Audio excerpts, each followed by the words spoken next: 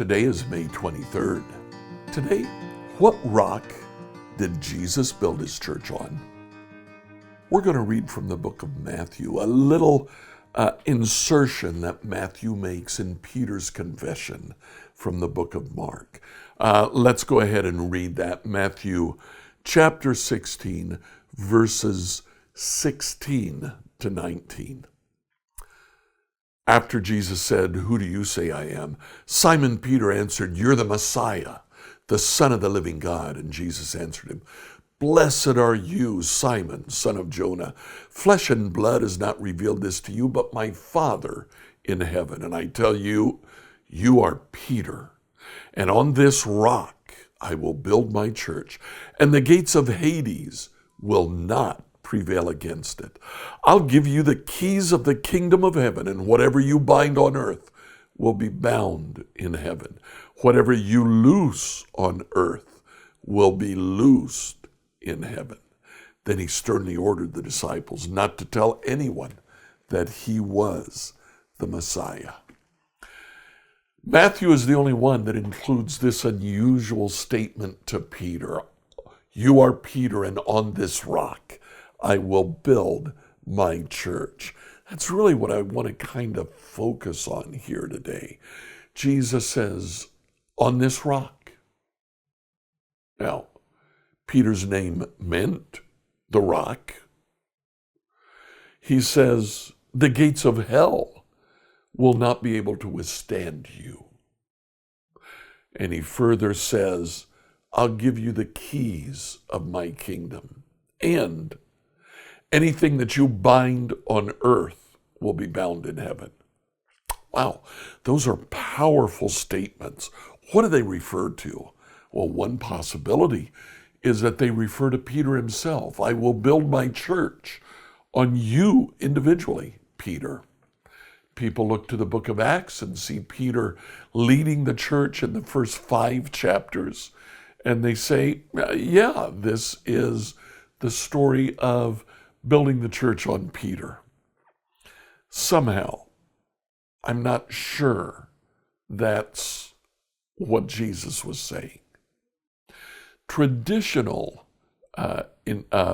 evangelical interpretation is that it's the confession that Peter made, that Jesus is the Messiah. That's the rock that Jesus builds his church on.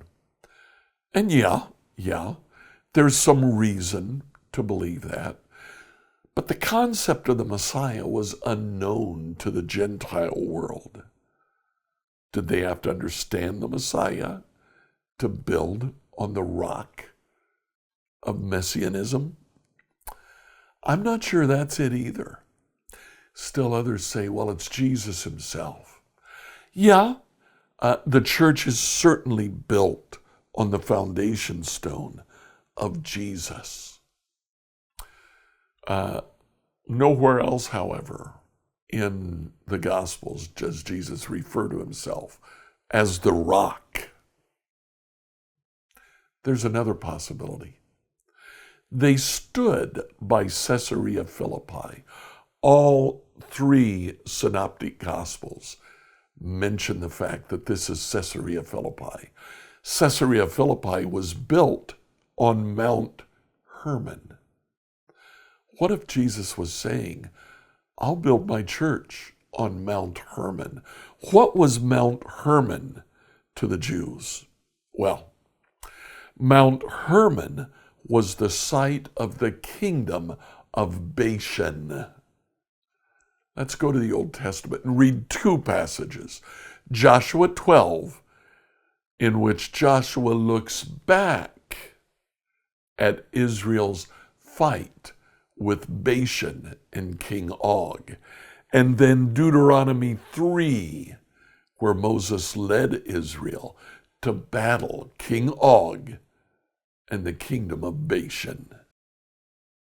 Deuteronomy 3, 1 through 11, New Revised Standard Version. When we headed up the road to Bashan, King Og of Bashan came out against us, he and all his people, for battle at Edrei. The Lord said to me, "Do not fear him, for I have handed him over to you, along with his people and his land." Do to him as you did to King Sihon of the Amorites, who reigned in Heshbon. So the Lord our God also handed over to us King Og of Bashan and all his people. We struck him down until not a single survivor was left. At that time we captured all his towns. There was no citadel that we did not take from them. 60 towns, the whole region of Argob, the kingdom of Og in Bashan. All these were fortress towns with high walls, double gates, and bars, besides the great many villages, and we utterly destroyed them as we had done to King Sihon of Heshbon, in each city utterly destroying men, women, and children. But all the livestock and the plunder of the towns were kept as spoils for ourselves. So at that time we took from the 2 kings of the Amorites the land beyond the Jordan, from the Wadi Aaron to Mount Hermon. The Sidonians called Hermon Syrian, while the Amorites called it Sinir. All the towns of the tableland, the whole of Gilead, and all Bashan, as far as Silica and Edrei, towns of Og's kingdom in Bashan. Now only King Og of Bashan was left of the remnant of the Rephaim. In fact, his bed, an iron bed, can still be seen in Rabbah of the Ammonites. By the common cubit, it is 9 cubits long and 4 cubits wide. So we see a couple of things from these 2 passages. First of all, King Og is a giant. He's one of the Rephaim. He's one of that race of giants that came around that time. The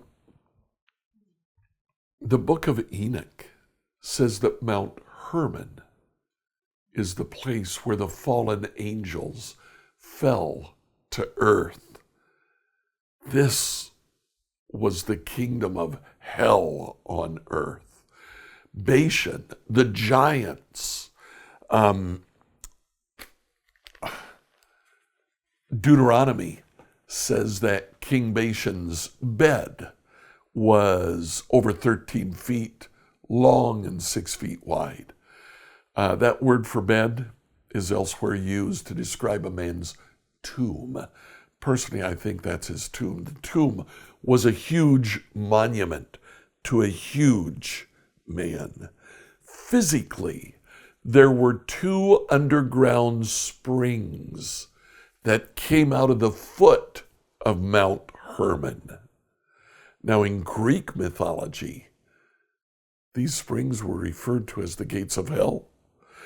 That was where, if you could go through the waters, you would enter the realm of Hades.